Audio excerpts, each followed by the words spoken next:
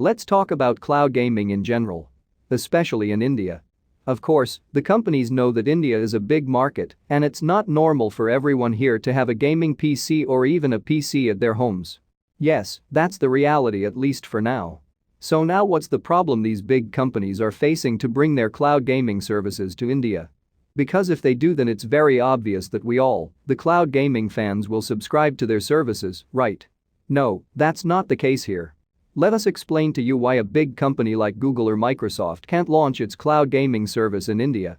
At least for now, and when it can be possible. The first and very simple thing is we don't have any physical data centers here for any of the big cloud gaming services. Can they build it? Yes. Will they? No. It's because we still don't have much broadband or internet connectivity available. Or the right word would be the availability of a constant and stable internet connection. We know that the internet is dead cheap here in India, and most of you guys have decent Wi-Fi or broadband connection at home. But we can't deny the fact that there are still many people in India who rely on a mobile data connection like Jio or Airtel. Of course, 1 gigabyte of Jio data won't get you through a decent cloud gaming experience. It's not just only about the data but also the speeds. You will rarely get or even touch around the 10 Mbps mark with mobile data here in India, except for night times where the traffic load is way less. So it's a loss for any company which is not from India to spend huge on building data centers in a country where only half of the population has a stable internet connection. And still, there are people in India who are not introduced to the internet at all. That doesn't mean India doesn't have any scope for cloud gaming in the future.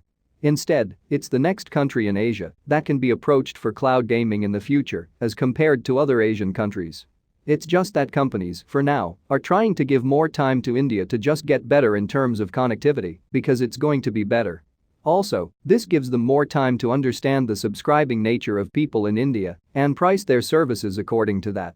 Because we all know that people here are still not used to use paid services, especially when it's a subscription-based service where you need to pay them on a timely basis.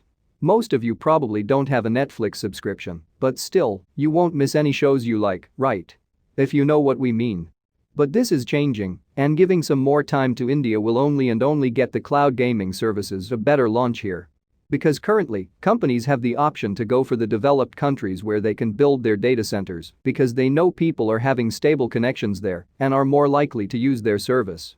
And cloud gaming, in general, is a new thing currently. We don't know what's the future. So it's always best for a company to get started from developed countries or countries which they are based or have easy access or space around to build data centers. Also, building data centers, especially for a cloud gaming service, is expensive. You need to have many high-end PCs in place.